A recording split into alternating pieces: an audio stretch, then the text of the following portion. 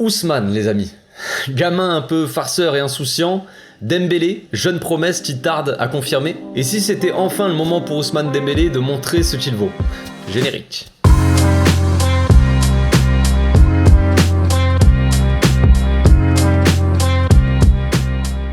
Au passage, n'hésitez pas à vous abonner, liker et commenter. C'est le meilleur moyen de me soutenir et ça fera plaisir à tonton.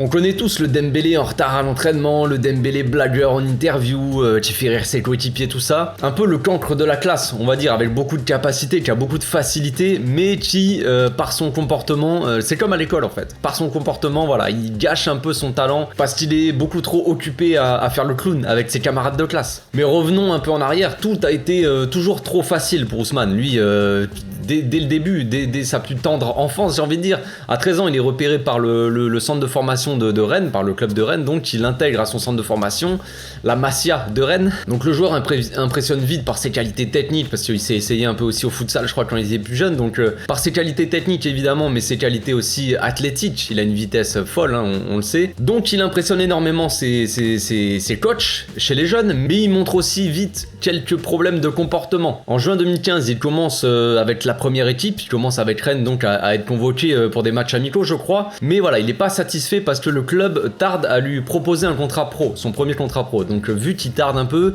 il boycotte le petit gamin déjà à cet âge-là. Il commence déjà à boycotter la pré-saison, le stage de pré-saison en Allemagne. Il reçoit des offres, je crois, de Benfica, des choses comme ça. Bref, mais Rennes, Rennes l'empêche en fait de partir, hein, tout simplement. Ils ont le droit, il a une sorte de contrat qui continue jusqu'en 2017, je crois. Donc au final, au bout d'un moment, quand même, il lui propose son contrat en pro. Il finit par accepter, tout rentre dans l'ordre pour Ousmane, on va dire. Ça fait penser un peu à quelques situations qu'on voit actuellement. Mais bref, au bout de quelques mois, Ousmane, voilà, il commence à être appelé par son coach, je crois que c'était Montagnier à l'époque. Donc il commence à être appelé, il commence à impressionner, claquer quelques petits buts, il montre quand même beaucoup de qualité, hein. On s'en souvient encore de Dembélé de Rennes, voilà, il commençait à impressionner. Voilà, jeune pépite, nouvelle pépite française, percutant, dribbleur, buteur aussi à certains moments. Donc voilà, il commence à être appelé jusqu'à la fin de la saison, tout ça, il finit avec une bonne saison quand même, il joue 26 matchs, je sais plus exactement, mais il marque quand même quelques buts et fait quelques passes décisives. Très rapidement, Dortmund arrive et s'intéresse aux joueurs, évidemment, il trouve un accord et Dembélé donc décide de partir en Allemagne. Et après un an passé à Dortmund avec Thomas Tuchel, d'ailleurs, son coach avec qui il s'est très bien entendu pendant un an, le Barça arrive, débarque, après avoir perdu Neymar qui est parti au PSG pour raisons sportives. Le Barça arrive et veut poser sa grosse mallette d'argent, hein, Bartomeu, tu connais. Donc le joueur, évidemment, l'appel du Barça lui donne très envie, Dortmund veut pas le lâcher, évidemment, hein, il est là depuis un an le gars, et déjà il veut partir, c'est un peu compliqué.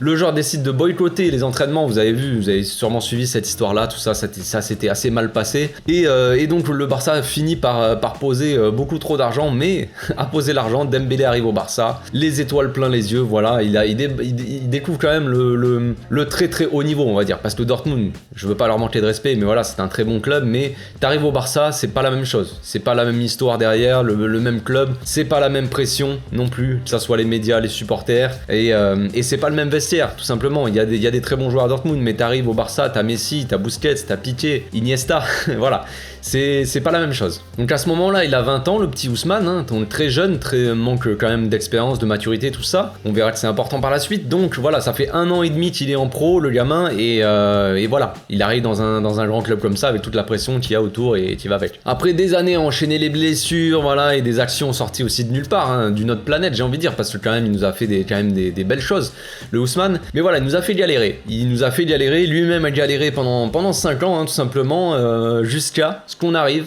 à la saison dernière, la fameuse dernière saison de contrat d'Ousmane Dembélé. Donc voilà, il a passé 5 ans à un peu décevoir les supporters parce qu'on s'attendait forcément à plus. Il est arrivé comme jeune promesse du football et il reste comme toujours jeune promesse du football, tu vois. Donc forcément, il y a un peu de déception côté supporter. Lui aussi, ça a gâché sa carrière et sa vie, j'ai envie de dire, parce que même lui ne prenait pas de plaisir à jouer au foot, tout simplement. Il a expliqué dans son interview, il travaillait pas forcément en dehors des terrains.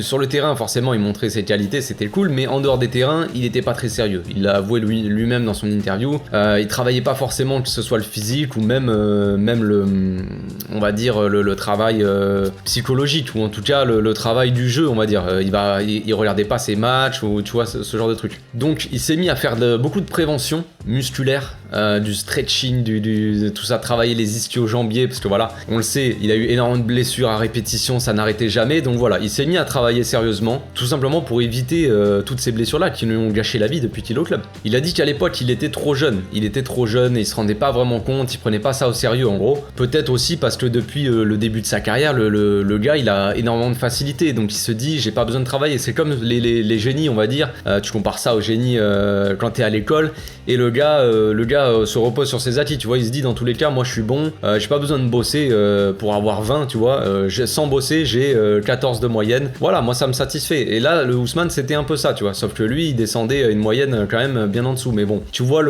la comparaison. En plus de ça, Dortmund, il avait jamais été blessé, donc forcément, il se dit, je vais arriver au Barça, ça va être pareil, c'est bon, j'ai pas besoin de bosser, je vais montrer, je vais tout péter, quoi. Donc à Dortmund, comme je l'ai dit, lui, il a été coaché par Thomas Tuchel, avec qui, voilà, c'est le coach avec qui il s'est le plus entendu, c'est lui qui l'a dit, qu'il avait le plus de plaisir à travailler, qu'il avait énormément confiance en son coach. Et voilà, le Thomas Tuchel, il était très franc, très honnête avec Ousmane, et Ousmane, c'est ça qu'il aime. Et donc la confiance était parfaite entre les deux. Mais au Barça, c'est différent, la pression, elle est pas pareille, les supporters, voilà, t'as les stars dans l'équipe, comme je l'ai dit, les coachs, ils fonctionnent pas forcément pareil, ils vont pas prendre soin d'Ousmane, voilà. C'est peut-être ça aussi. Pas tous en tout cas. Peut-être que Dembélé s'est senti délaissé un peu, qu'il a perdu un peu cette confiance en lui qu'il avait, que Thomas Tuchel lui donnait, peut-être, lui apportait. Souvent les blessures aussi sont dues, ok, il y a des problèmes physiques, mais il y a aussi parce que Ousmane, quand il est arrivé, il était comme ça. Maintenant, tu le vois quand même qu'il a pris physiquement, mais aussi certaines blessures sont dues aux problèmes psychologiques, on va dire. En tout cas, si le joueur se sent pas forcément bien en dehors des terrains, ou peu importe, même sur le terrain, psychologiquement, ça peut avoir un impact sur son physique. Mais après 3 ans de galère, quand même, il finit par prendre un peu conscience de tout ça et une sorte de déclic. Donc, il a dit qu'avant, il avait peur de se blesser au moindre match. À chaque fois qu'il jouait, il avait cette peur comme ça de se blesser, donc il avait aucune confiance en son corps, tout simplement. Donc, difficile pour un joueur comme ça, qui a un joueur en plus d'impact comme ça, qui joue de sa vitesse et de ses dribbles, difficile pour lui quand même de performer ou d'être totalement à l'aise sur un terrain si à chaque accélération t'as peur de te blesser. Donc l'aspect psychologique, comme je dis, dans tout ça, il joue énormément, hein, et la maturité joue aussi énormément, mais aussi l'environnement de travail derrière. S'il y a un environnement de travail qui est pas optimal pour certains joueurs, peut-être que certains joueurs ont besoin d'être poussés, d'être vraiment surveillés, tu vois, d'être poussés tout le temps. Si le joueur est un peu laissé seul, tu vois, vas-y bosse de ton côté, mais fais le taf, tu vois. Peut-être que ça marche pas avec certains joueurs. C'est à mon avis le cas avec Ousmane. Depuis l'arrivée de Xavi, donc il y a eu beaucoup de règles qui ont été mises en place. On l'a vu avec Ousmane il l'a dit. On est obligé de manger. Il fait attention à sa bouffe. En gros, ils sont obligés de manger au club, au moins les jours d'entraînement, en tout cas le midi. Sinon, ils se prennent une amende. Donc ça aussi, ça a changé parmi toutes les règles qu'a mis Xavi, entre autres. Mais c'est un peu cette rigueur aussi qui manquait au club, et peut-être qu'il manquait à Ousmane aussi pour le pousser, comme je l'ai dit. Niveau personnalité, on le sait, le petit Ousmane, c'est un rigolo, il aime bien blaguer, voilà, mais il reste quand même un peu réservé, on va dire, en public. Enfin, c'est pas le genre de gars qui va prendre le leadership et qui va ouvrir sa tronche comme ça dans le vestiaire, tu vois, c'est pas le genre de gars comme ça. Surtout, peut-être qu'il se sentait pas assez mature pour prendre la parole, ou assez légitime, tu vois.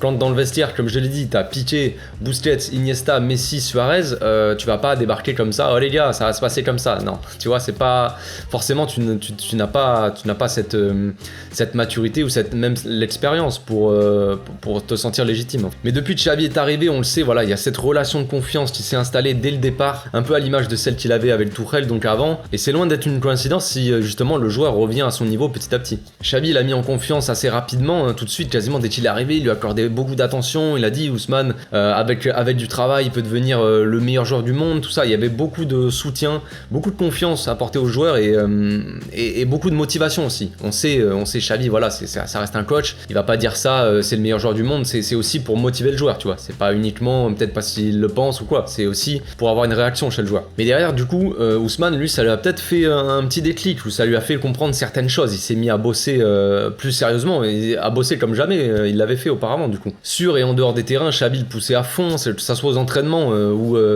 c'est Dembélé qui a dit ça. Il a dit que quand il y avait faute sur Dembélé, il sifflait même pas, tout ça pour...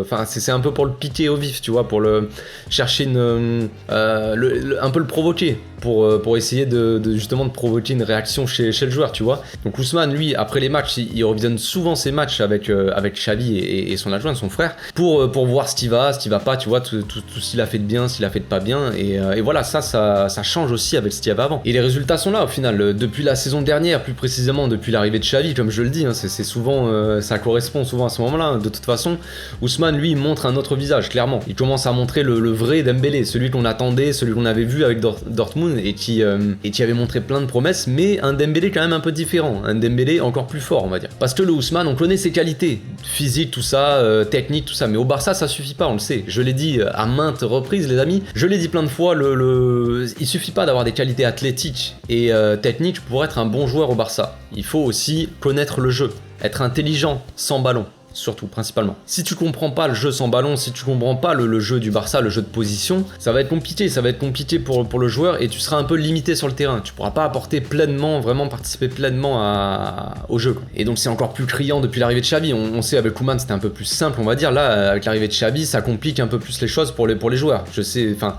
vous l'avez dû le remarquer quand même, le niveau tactique c'est quand même plus complexe pour les joueurs, même pour les supporters à comprendre ce qui se passe un peu sur le terrain. C'est quand même différent ce qu'on voit. Et c'est là du coup qu'on voit que Dembélé a changé physiquement. Déjà, il a retrouvé sa forme, on le voit, voilà, il a quand même pris du muscle, tout ça. Il a retrouvé du coup sa confiance aussi, mais sur le terrain, il devient aussi intelligent. Le Dembélé. Je dis pas qu'avant il était pas intelligent, tout ça, mais il a gagné en intelligence de jeu. On le voit depuis quelques mois maintenant. Il fait aussi des efforts défensifs. Et il a un jeu, voilà, sans ballon qui est intéressant. Il se déplace bien. C'est difficile pour ce genre de joueur de jouer sans ballon, parce que ce genre de joueur, les gars, vous le savez, pour ceux qui ont joué au foot, même pour ceux qui ont été à ce poste-là aussi, vous aimez bien prendre le ballon, porter le ballon, dribbler.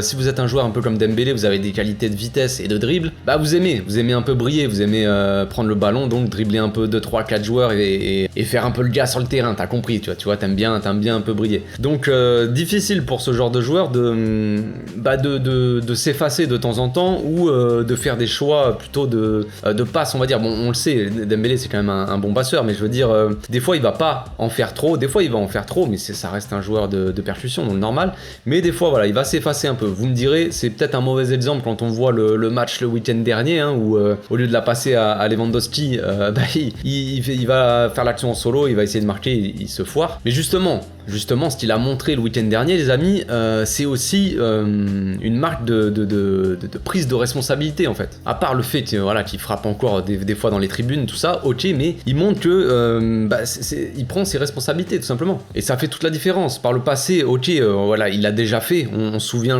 de sa frappe contre Liverpool, voilà, mais on se souvient aussi quand même de son missile en transversale rentrante ou lucarne là contre Chelsea. On se souvient de son missile contre Séville. Bon voilà, c'est le genre de joueur qui aussi prend souvent ses responsabilités. Mais bref, là on sent quand même que Ousmane il est un peu plus responsable sur le terrain. Xavi le pousse à prendre la parole aussi en dehors du terrain, devenir un peu plus important dans le vestiaire. Donc fini un peu les insultes envers les arbitres.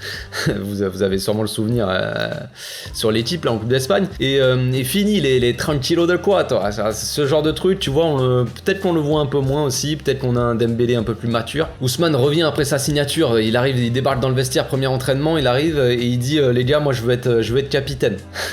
Donc forcément, tout le monde explose de rire. Mais voilà, c'est un peu aussi la personnalité du gars, tu vois. Après des mois de galère pour renouveler et tout ça, des histoires à l'appel, genre des caisses dans les médias, entre son agent, le club et tout ça, lui qui dit qu'il veut rester, Xavi qui veut machin, son agent qui dit voilà, enfin bref, vous connaissez les histoires. Le gars débarque comme ça, genre, et dit je veux être capitaine, tu vois le délire. Si ça avait été quelqu'un d'autre, peut-être que ça serait mal passé, on va dire. Mais là les mecs ils savent, c'est Ousmane, donc les mecs explosent tous de rire. Mais bref, on te sent plus investi en tout cas. Et cette vanne sur le brassard de capitaine, ça fait rire, ok, mais d'un autre côté, ça s'est peut-être un peu transformé aussi petit à petit en possibilité. Peut-être en envie aussi pour le joueur. Petit à petit, dans un coin de sa tête, il se dit peut-être pourquoi pas être capitaine un de ces quatre. Dans sa vie aussi personnelle, voilà, le côté personnel, il s'est aussi marié.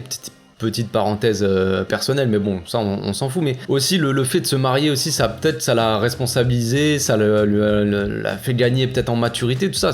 C'est des trucs qui te font changer, on va dire, psychologiquement, ça aussi. C'est peut-être aussi des déclics que t'as. Ça peut être rien, ça peut être juste un truc basique ou un truc bidon pour certains, dire ouais, ok, c'est juste marié, mais on sait pas ce que ça provoque chez les gens. Et chez les gens, des fois, te marier, c'est une banalité, ou chez certains, d'un coup, ça te fait prendre conscience de plein de choses aussi. Donc il a dit qu'il était là pour s'inscrire dans le temps avec Xavi, il va essayer de rester longtemps pour bosser avec Xavi, parce qu'il apprécie le coach tout simplement, il apprécie son honnêteté, sa franchise, la confiance qu'il y a entre les deux. Il a trouvé aussi un vestiaire assez jeune, ce qui change par rapport aux dernières années, mais là, on a d'un côté un vestiaire assez jeune avec qui il s'entend mieux, on a aussi des vétérans avec qui il commence à connaître aussi, et qui lui ont beaucoup apporté. Il a dit Busquets l'a beaucoup soutenu pendant ses blessures, voilà, il a dit Piqué, un grand capitaine qui parle beaucoup dans le vestiaire, mais aussi voilà les jeunes qui ont beaucoup de talent, avec qui il s'entend peut-être mieux, c'est plus proche de sa génération, enfin on connaît Ousmane, il a plus tendance à s'entendre avec les jeunes, à déconner, tout ça, mais aussi ces jeunes-là, il peut trouver aussi